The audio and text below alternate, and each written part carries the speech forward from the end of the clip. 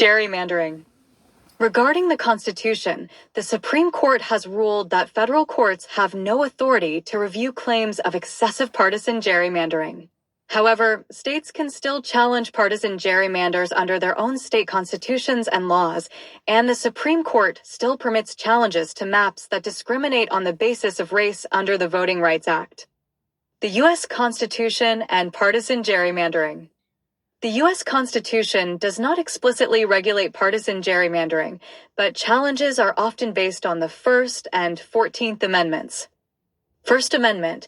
Challengers argue that partisan gerrymandering infringes on a voter's right to freedom of speech and association.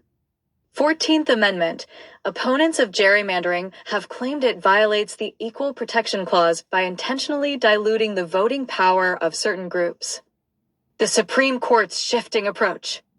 The Supreme Court has taken different approaches to partisan gerrymandering throughout its history. In the 2019 case Rucho v. Common Cause, the court's 5-4 majority declared that federal courts could not intervene in cases of excessive partisan gerrymandering, claiming it is a non-justiciable political question. This ruling concluded a long-standing debate among the justices over whether a judicially manageable standard for identifying unconstitutional maps could be created. The court's decision effectively ended federal constitutional challenges to maps based purely on a partisan bias. The U.S. Constitution and racial gerrymandering. Unlike partisan gerrymandering, the Supreme Court continues to permit challenges to racial gerrymandering under the Constitution and the Voting Rights Act of 1965. The issue of overlapping partisan and racial interests. A key issue arises when partisan and racial interests overlap, especially in areas with racially polarized voting patterns. 2024 ruling, Alexander v. South Carolina NAACP, the Supreme Court's decision, made it harder to prove racial discrimination in redistricting cases. The court's conservative majority ruled that if a map could be explained by partisan interests, federal courts should not intervene, even if the map also disadvantaged a racial group. This effectively offers a safe harbor for discriminatory maps, as map drawers can simply claim a partisan justification. Gerrymandering challenges since the Rucho decision. Following the Supreme Court's 2019 decision, legal challenges to gerrymandering have moved in two directions. State courts. Voters and advocacy groups have increasingly focused on bringing challenges in state courts under state constitutional law.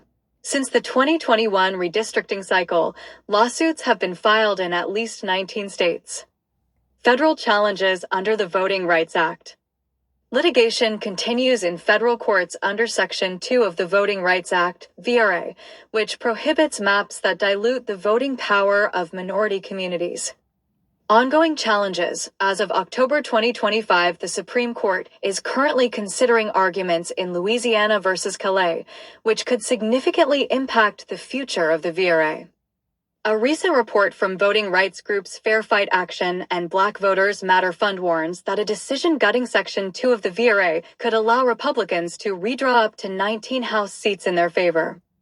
In August 2025, the court ordered briefing in the Calais case on whether creating a majority-minority district violates the 14th or 15th Amendments, indicating a potential narrowing of the VRA. AI-generated content notice.